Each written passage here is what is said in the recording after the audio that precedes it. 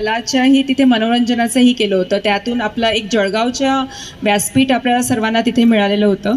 त्याचप्रमाणे आपण जे महापालिकेचे आपले कर्मचारी होते, महिला कर्मचारी, त्यांच्यातून काही उत्कृष्ट काम करणाऱ्यांना आज आपण इथे सन्मान केलेला होता आणि मला वाटतं की नक्की त्यांचा आपण सन्मान केलाच पाहिजे.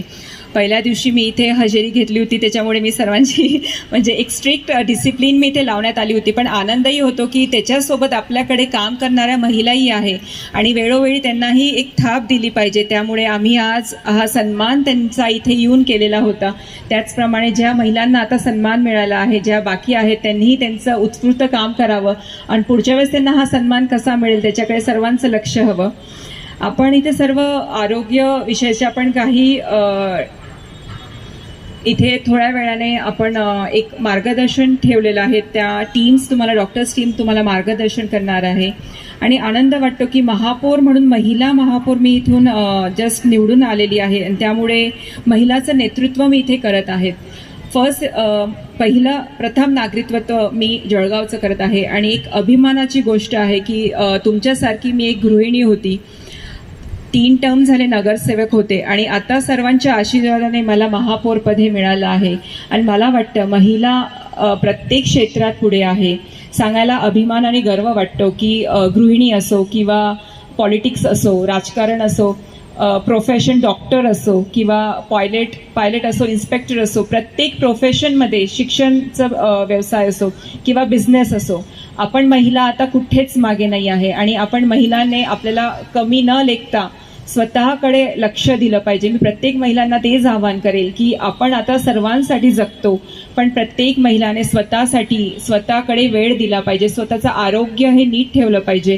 अगर आपण आपल्या आरोग्याला व्यवस्थित ठेवूया तर आपण पुढची म्हणजे आपल्या घराची आणि आपल्या गावाचीही आपण रक्षा करू शकू. त्यामुळे सर्व महिलांना हेच आव्हान आहे की आपल्या तब्येतीची काळजी घ्या.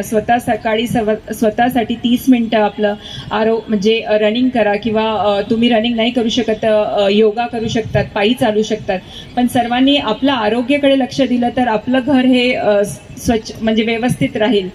आणि त्याचप्रमाणे महिला दिनानिमित्त मी एक आव्हानही सर्वांना करू इच्छिते की आपण गृहिणी आणि महिला जसं घर स्वच्छ ठेवतो तसं सर्व परिसर, आपण आपला आजूबाजूचा परिसरही हा स्वच्छ ठेवला पाहिजे.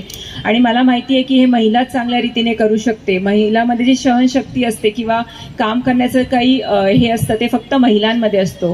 पुरुष वर्गापेक्षा महिला जास्त आपण पुढे आहोत आणि 50% आरक्षण आता सर्वीकडे मिळालेलं आहे. काही ठिकाणी काल बँक सेक्टरमध्ये मी गेली होती, ते म्हटले की इथे 50% अजून नाही आहे, पण तेही आता पुढे करतात की तिथेही प्रत्येक सेक्टरमध्ये 50% महिला आरक्षण कसं करू शकतो. आणि मला वाटतं जिथेही महिला येईल तिथे काम हे डिसिप्लिनने होईल आणि व्यवस्थित होईल.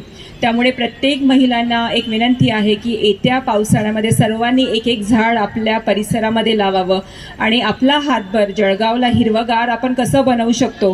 त्यामुळे मी प्रयत्न एक महिला म्हणून करतच आहे, पण मला तुमचीही साथ तिच्यामध्ये सर्व जळगावकर महिलांची हवी आहे की एक महिला महापौर किंवा नगरसेवक महापौर आम्ही प्रयत्न करतच आहोत. पण तुम्ही सुद्धा ॲज अ नागरिक म्हणून, महिला म्हणून मला प्रत्येकाने येत्या पावसाळ्यामध्ये प्रत्येकाने एक झाड लावावं आपल्या दारी आणि त्याचं नुसतं फक्त लावायचं नाही पण संगोपनही करा. आपण जशी आपली घराची काळजी घेतो, मुलांची काळजी घेतो, तसं त्या झाडाचीही काळजी घ्या आणि आपलं जळगाव आपल्याला हिरवगार कसं करता येईल आणि स्वच्छ आणि सुंदर कसं करता येईल, यामुळे त्यासाठी मला तुमच्या सर्वांची मदत हवी आहे. आपण सर्व इथे इतक्या मोठ्या संख्येने इथे उपस्थित झाले आहे, त्यामुळे तुमच्या सर्वांचे आभारी आहे.